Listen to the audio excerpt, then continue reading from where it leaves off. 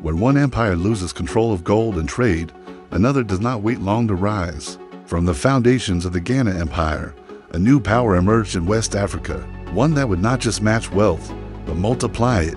This was the Mali Empire. After the decline of the Ghana Empire, West Africa did not fall into chaos. Instead, power shifted.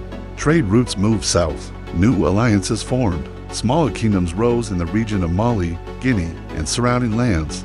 Out of this transition, a new system began to take shape. At the center of this rise was a leader named Sundiata Keita.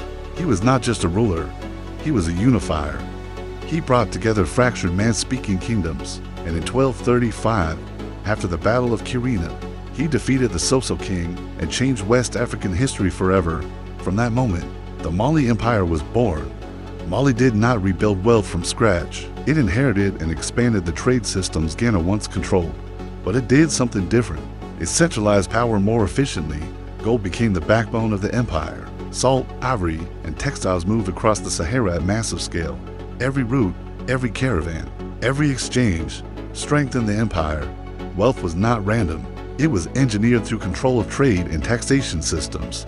The kings of Mali ruled through structure, not chaos. They governed vast territories through appointed leaders. Trade cities like Timbuktu and Gao became centers of knowledge and commerce. The empire was built on hierarchy, the emperor at the top, governors managing regions, merchants controlling trade flow, farmers and craftsmen sustaining life. This system created stability and massive wealth accumulation.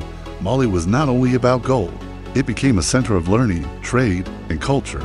Knowledge was preserved through oral tradition and early written scholarship. Cities became intellectual hubs where trade and education intersected.